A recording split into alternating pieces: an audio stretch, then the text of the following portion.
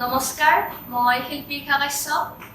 পোনপ্ৰথমে সমগ্ৰ ভাৰতবাসীলৈ স্বাধীনতা দিৱসৰ আন্তৰিক শুভেচ্ছা জ্ঞাপন কৰিছোঁ। 1947 চনৰ 15 আগষ্ট তাৰিখ অৰ্থাৎ আজিৰ দিনটোতে ভাৰতবৰ্ষই স্বাধীনতা লাভ কৰিছিলে। ভাৰতে স্বাধীনতা লাভ কৰাৰ আঁৰত আছিল ভাৰতবাসী, দেশপ্ৰেমী, স্বাধীনতা সংগ্ৰামীসকলৰ কষ্ট, ত্যাগ আৰু গণ আন্দোলন। মই আজি ভাৰতবৰ্ষৰ লগতে অসমে স্বাধীনতা আন্দোলনত কিদৰে অৱদান আগবঢ়াইছিল তথা ভাৰতৰ স্বাধীনতা আন্দোলনত অসমৰ মহিলাসকলে কিদৰে ভূমিকা পালন কৰিছিল বা স্বাধীনতা আন্দোলনত তেওঁলোকৰ অৱদানৰ বিষয়ে অৱগত কৰাম।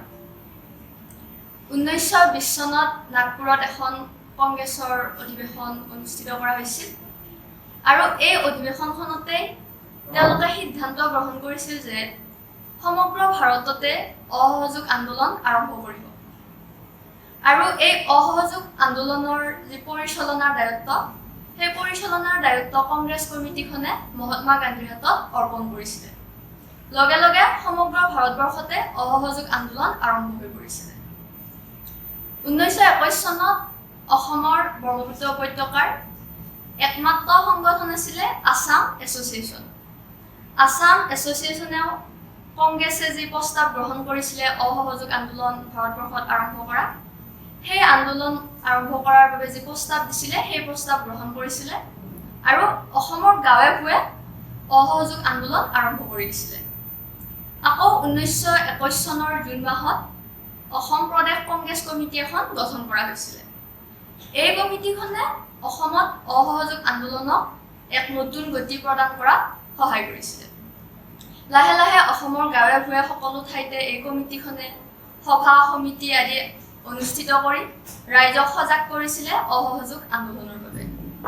অসমৰ ত্ৰিগুণাচৰণ বৰুৱা, চন্দ্ৰনাথ শৰ্মা, অম্বিকাগিৰি ৰায়চৌধুৰী আদি কেইগৰাকীমান ব্যক্তিয়ে বিভিন্ন ঠায়ে ঠায়ে গৈ সভা সমিতি আদি অনুষ্ঠিত কৰিছিলে আৰু ছাত্ৰ শক্তিক উলিয়াই আনিবলৈ চেষ্টা কৰিছিলে। তাৰপিছত লাহে লাহে গৈ সমগ্ৰ অসমতে এই আন্দোলনটো ভাল ধৰণে হৈ উঠিছিলে আৰু প্ৰত্যেক জনসাধাৰণে আন্দোলনলৈ ওলাই আহিছিলে। পোনপ্ৰথমবাৰৰ বাবে 1921 চনত মহাত্মা গান্ধী অসমলৈ আহিছিল। তেওঁ অসমত আহি অসমৰ বিভিন্ন ঠাই নগাঁও, গুৱাহাটী, ডিব্ৰুগড়, তেজপুৰ, শিলচৰ আদি ঠাইসমূহত ভাষণ প্ৰদান কৰিছিল আৰু তেওঁ ৰাইজৰ আগত কৰা ভাষণৰ জৰিয়তে সমগ্ৰ অসমবাসীক ওলাই আহি আন্দোলনত আগভাগ ল'বলৈ আহ্বান জনাইছিল।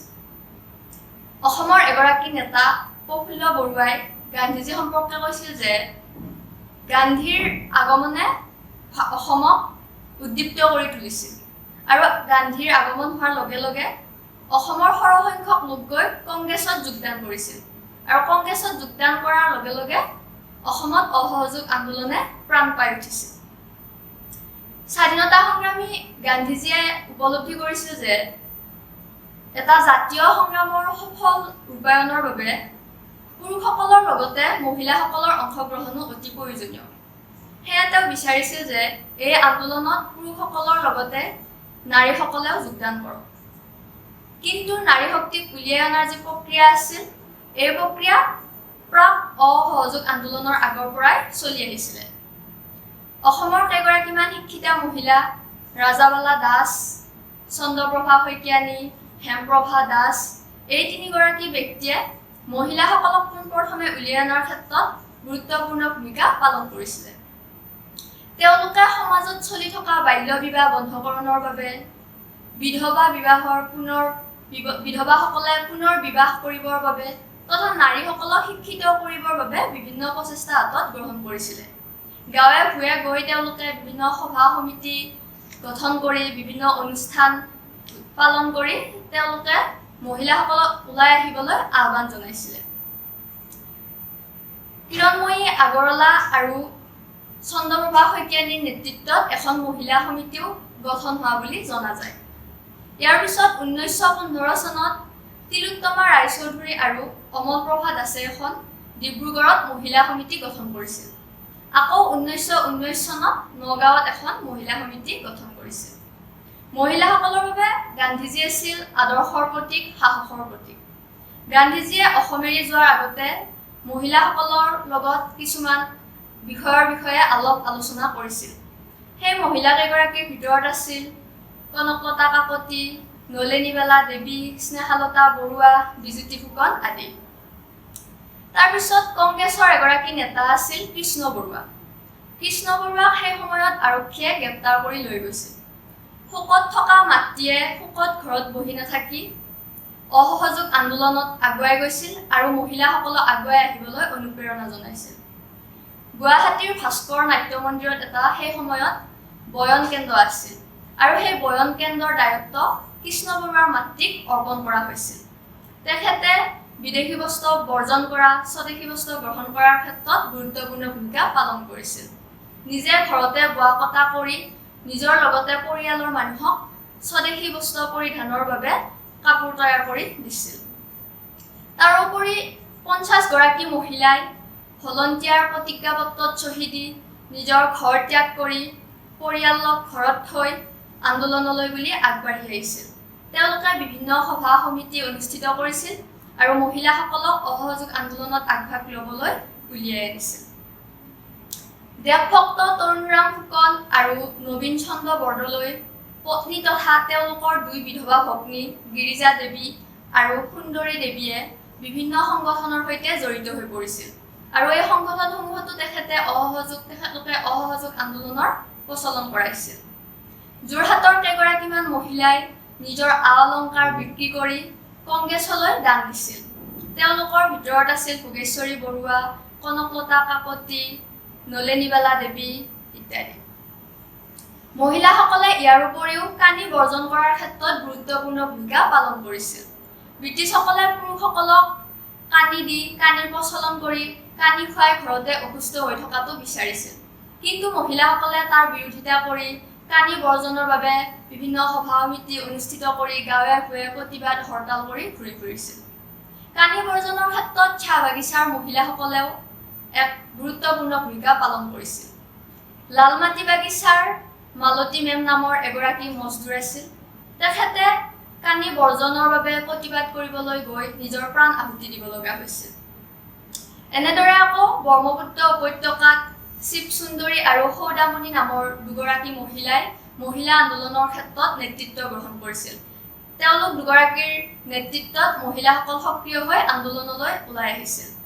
শিলচৰত মহিলাসকলে বিজয়ী নামৰ এখন পত্ৰিকা প্ৰস্তুত কৰিও আন্দোলনত সহায় কৰিছিল। 1926 চনত অসমত কংগ্ৰেছৰ 41তম অধিৱেশন অনুষ্ঠিত কৰা হৈছিল। এই অনুষ্ঠানখন আছিল সৰ্বভাৰতীয় পৰ্যায়ৰ। এই অনুষ্ঠানখনত মহাত্মা গান্ধীৰ লগতে আন বহুতো নেতা অসমত আহি উপস্থিত হৈছিল। তেওঁলোকে থাকিবৰ বাবে যি বাহৰ তৈয়াৰ কৰা হৈছিল, সেই বাহৰসমূহ খাদী কাপোৰেৰে অসমৰ শিপিনীসকলে নিজ হাতেৰে বৈ তৈয়াৰ কৰিছিল। শিপিনীসকলৰ এনে কৰ্ম দেখি গান্ধী তথা অন্যান্য নেতাসকল আপ্লুত হৈছিল আৰু বোৱনীসকলক শিপিনীসকলক প্ৰশংসা কৰিছিল আৰু তেওঁলোকক আন্দোলনত আগৰ দৰে বৰ্তমানতো আগভাগ লৈ যাবলৈ তেওঁলোকে অনুপ্ৰেৰণা জনাইছিল। 1929 চনৰ লাহোৰ কংগ্ৰেছত পূৰ্ণ স্বাধীনতাৰ প্ৰস্তাৱে স্বাধীনতা আন্দোলনৰ অধ্যায়ত এক নতুন যুগৰ সূচনা কৰিছিল। এই যি প্ৰস্তাৱ গ্ৰহণ কৰিছিল পূৰ্ণ স্বাধীনতাৰ, সেই পূৰ্ণ স্বাধীনতাৰ প্ৰস্তাৱতো অসহযোগ আন্দোলনৰ দৰে মহিলাসকলেও পুনৰ সহযোগ কৰিছিল পুৰুষসকলক। ইয়াৰ পিছতে আইন অমান্য আন্দোলন আৰম্ভ হৈছিল। মহিলাসকলে আগভাগ লৈছিল আৰু আগৰ দৰে ওলাই গৈছিল। ডিব্ৰুগড়ত মহিলাসকলক উলিয়াই অনাৰ ক্ষেত্ৰত গুৰুত্বপূৰ্ণ ভূমিকা পালন কৰিছিল কুশলতা দাসে। কুশলতা দাসে নেতৃত্ব দিছিল মহিলাসকলক উলিয়াই আনিবলৈ। কংগ্ৰেছৰ নেতা লক্ষেশ্বৰী বৰুৱাই এখন মহিলা কংগ্ৰেছ কমিটি গঠন কৰি দিছিল। এই কমিটিখনৰ সভানেত্ৰীৰ দায়িত্ব দিছিল কুশলতা দাসক আৰু যুটীয়াভাৱে মনোৰমা দত্ত আৰু যজ্ঞলালতা দুৱাৰা সম্পাদিকাৰ দায়িত্ব দিছিল। গৌৰীপুৰত হেমপ্ৰভা মজুমদাৰে আইন অমান্য আন্দোলনৰ বিষয়ে আইন অমান্য আন্দোলনৰ তাৎপৰ্য সভাপতিৰ আসনৰ পৰাই ব্যাখ্যা কৰিছিল।